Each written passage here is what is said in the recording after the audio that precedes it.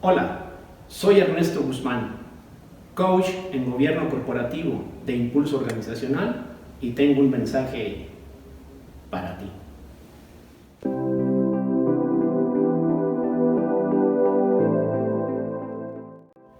Hoy vamos a hablarles de un tema que aparentemente es complejo, pero que van a ver que podemos exponer de manera muy sencilla. Es sobre la resiliencia. ¿Qué es y para qué te sirve? Y eso es importante porque forma parte de nuestros talleres de superación personal y liderazgo, y aparte porque es un tema que ha sido muy manoseado por los que venden bisutería emocional, de esos que te dicen, échale ganas, campeón, vete en el espejo y ahí verás un líder. Eso no sirve para nada. La resiliencia, lo van a ver, es un proceso de aprendizaje emocional. Ahora bien, entremos al tema. ¿Cuál es el origen de la resiliencia? La resiliencia no es nueva, sino que ha sido utilizado desde hace muchas décadas, sobre todo en el terreno de la física, en la ingeniería de materiales, y tiene que ver con aquella propiedad que tienen precisamente los materiales de ser resilientes. Es decir, que pueden tener una presión energética y sin embargo pueden volver a su contextura original. Les pongo un ejemplo.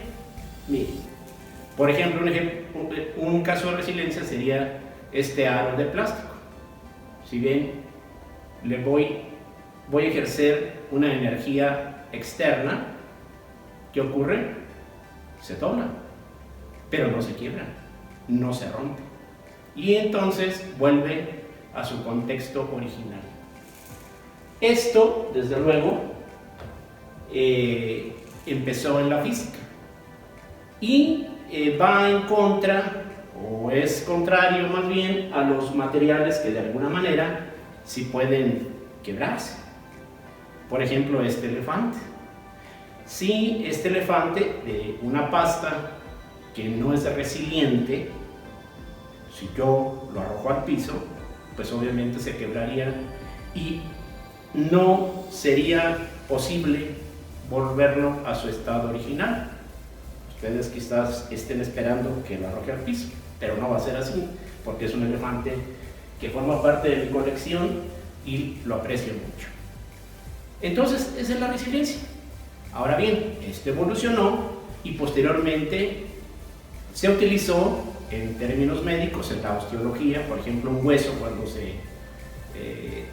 sufre una fractura, pues vuelve también a su estado original con el tiempo y con algunos cuidados, o puede ser que con algunas cirugías. Y luego después fue utilizado sobre todo en el terreno de la pedagogía o de la psicología. Y entonces llegamos a la utilización que desde hace algunos años ha tenido la resiliencia. ¿Qué significa resiliencia? Entonces, con esto que les he explicado, resiliencia sería aquella capacidad que se tiene para rebotar, para volver atrás, para resurgir. Y una persona resiliente sería precisamente eso, una persona que tiene la capacidad, la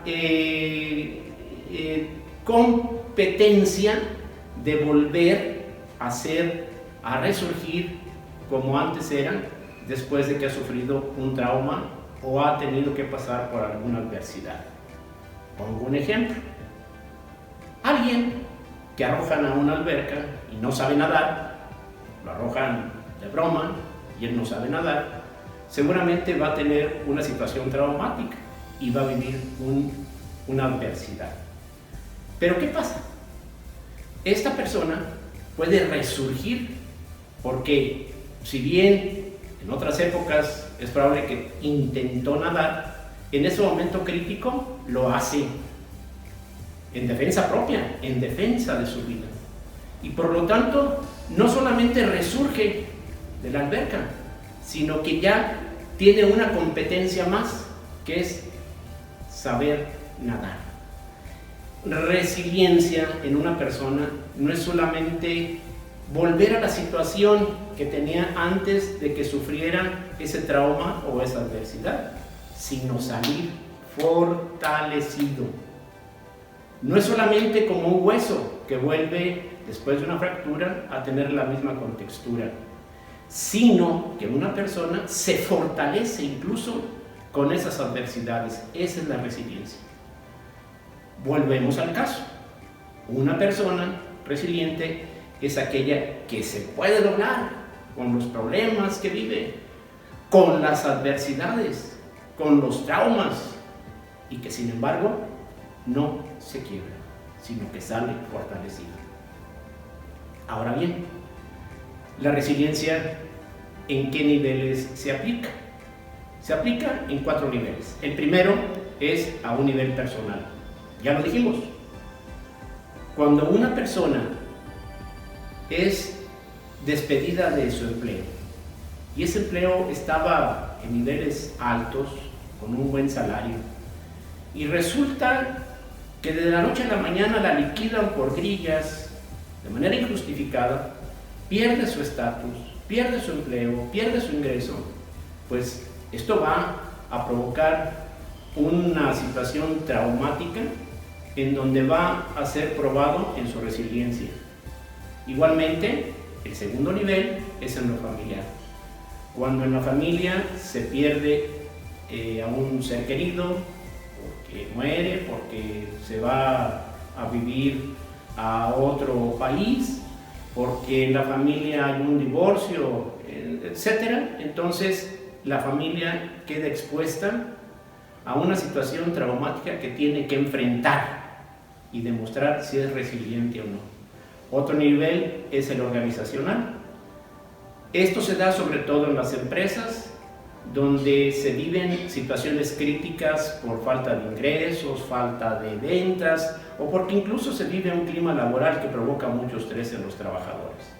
Y finalmente en lo social, también allí se puede comprobar la capacidad de resiliencia de una sociedad, como ocurrió en Japón, después de la Segunda Guerra Mundial, después de quedar totalmente destruido, después de que tiraron la bomba atómica. Ese país supo tener capacidad de resiliencia, levantarse y desarrollarse y convertirse en una potencia mundial. Entonces, en esos niveles se da la resiliencia.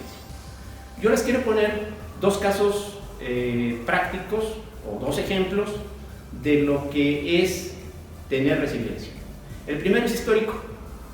Uno es el de Nelson Mandela, ¿sí? El de Nelson Mandela lo podemos apreciar de la siguiente manera. A ver, queda huérfano desde muy temprana edad.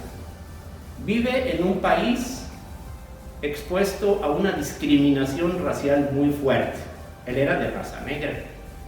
Después, precisamente para enfrentar el apartheid, se vuelve un activista social y por esa razón lo llevan a la cárcel. Dura en prisión 27 años. Y no solamente en una prisión común y corriente, sino que es expuesto a torturas y a grandes privaciones. Allí forja su carácter. Sale de la cárcel para convertirse en presidente de Sudáfrica y no solamente eso, sino ganar el Premio Nobel de la Paz. ¿Pero qué pasó? Salió sin resentimientos, no salió con afanes de venganza. ¿De dónde surge su resiliencia? Quizás de los rigores que tuvo que sufrir en la cárcel, de los rigores que tuvo que sufrir con la tortura, que forjaron su carácter y le dieron un sentido de paz y de concordia y sobre todo de perdón para quienes lo tuvieron preso durante tantos años. El segundo caso es un caso más personal y es el de mi padre.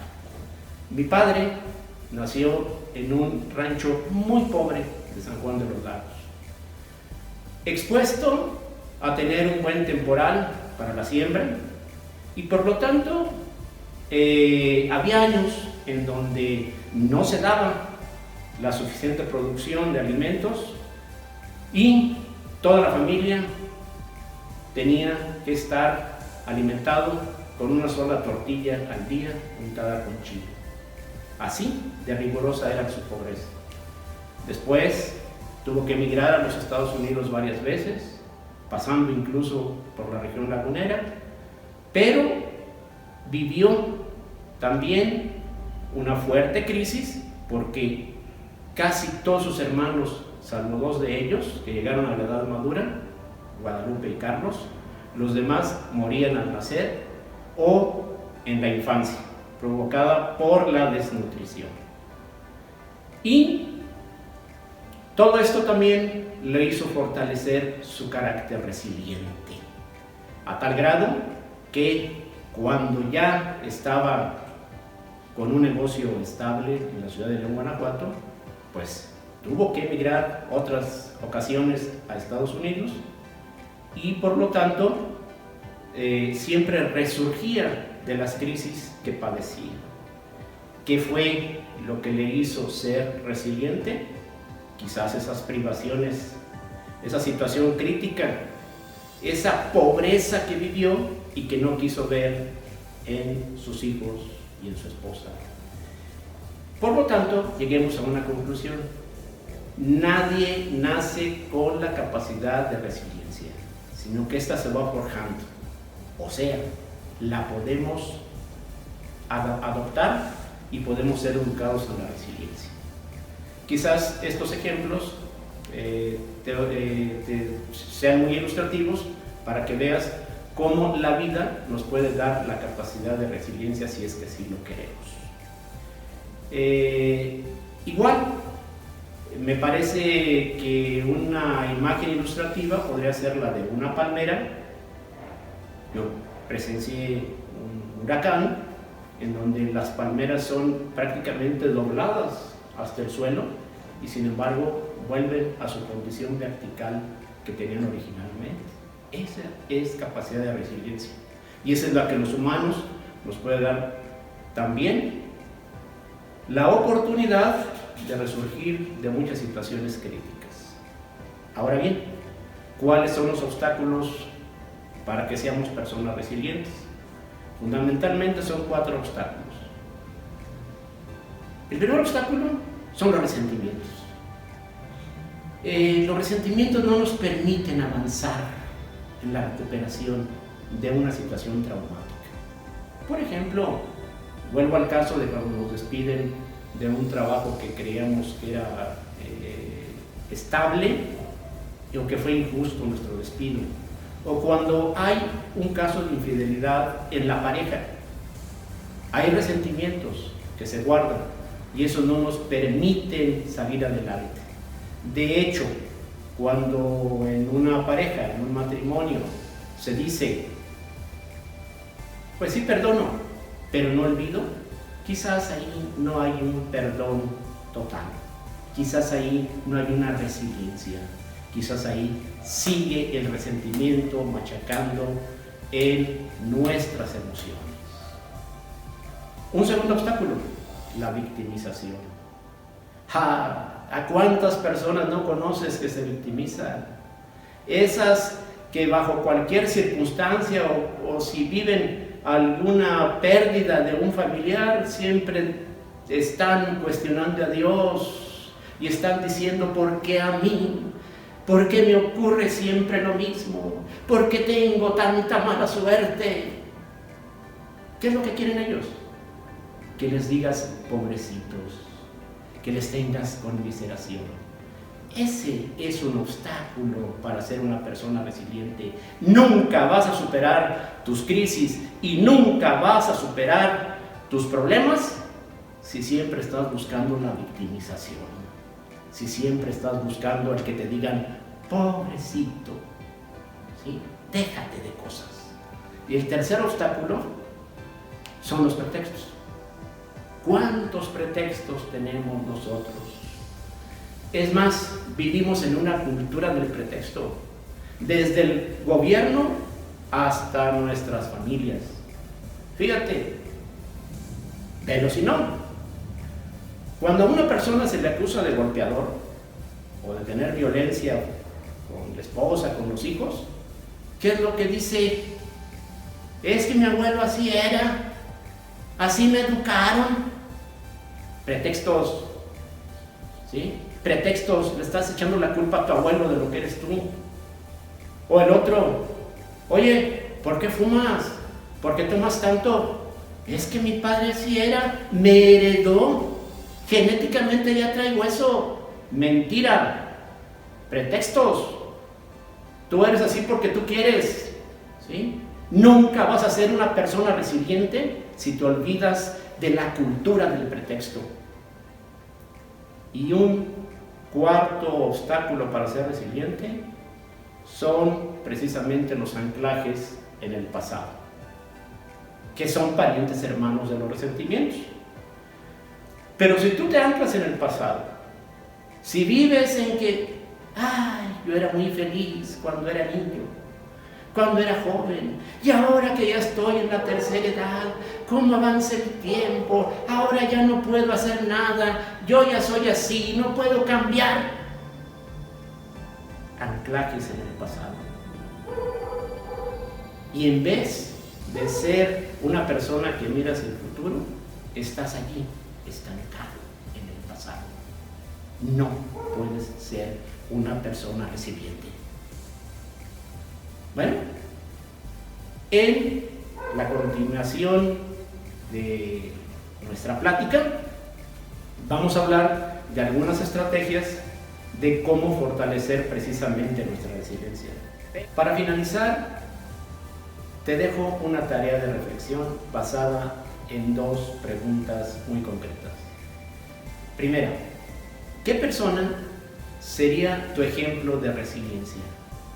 Y segunda, ¿cuál es tu principal obstáculo en la actualidad para que tú seas una persona resiliente? Hazla.